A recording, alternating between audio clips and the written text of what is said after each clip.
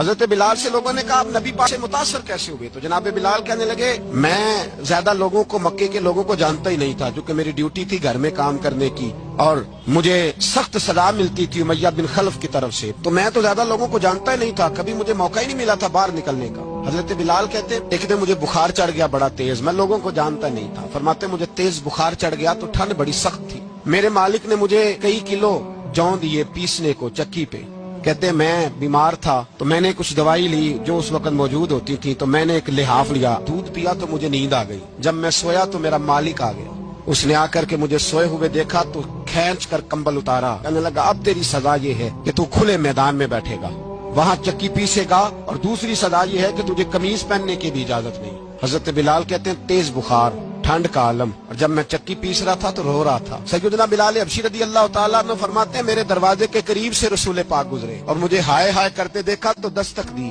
میں نے کہا کون ہے؟ دروازہ کھلے آ جاؤ۔ محبوب اندر آئے تو پوچھنے لگے کیوں رو رہے ہو؟ میں نے کہا جاؤ اپنا کام کرو، یہاں دکھ سارے پوچھتے ہیں مداوا کوئی نہیں کرتا۔ کہتے ہیں میں نے سخت جملے کہے معاذ اللہ، حضور چلے گئے، جب حضور جا رہے تھے تو میں کہہ رہا تھا بس جا رہے ہو نا، میں نے پہلے ہی کہا تھا جاؤ۔ کہتے ہیں قربان جاؤں، تھوڑی دیر گزری تو اللہ کے رسول کے ہاتھ میں گرم دودھ کا پیالہ تھا، کھجوریں تھی، حضور تشریف لائے، کریم رسول نے مجھے کھجوریں دی، دودھ پلایا اور کہا چل جا کمبل میں بیٹھ جا، تو میں نے کہا چکی کون پیسے گا؟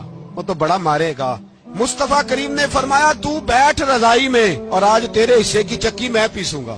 کہتے ہیں ساری رات حضور چکی پیستے رہے، سویرے میں اٹھا اور میرے حبیب پاک نے مجھے وہ سارا کچھ دیا اور خود چلے گئے۔ اگلی رات پھر آئی تو حضور پھر آ گئے، مجھے پھر رضائی میں لٹایا، دودھ پلایا اور ساری رات چکی پیسی۔ کہتے ہیں بس تیسرے دن حضور چکی پیس کے جانے لگے تو میں نے قدم تھام لیے، میں نے کہا بیبا دنیا ساری جھوٹ بولتی ہے، جو غلاموں کے حصے کا کام کرے وہ اللہ کا سچا رسول ہوا۔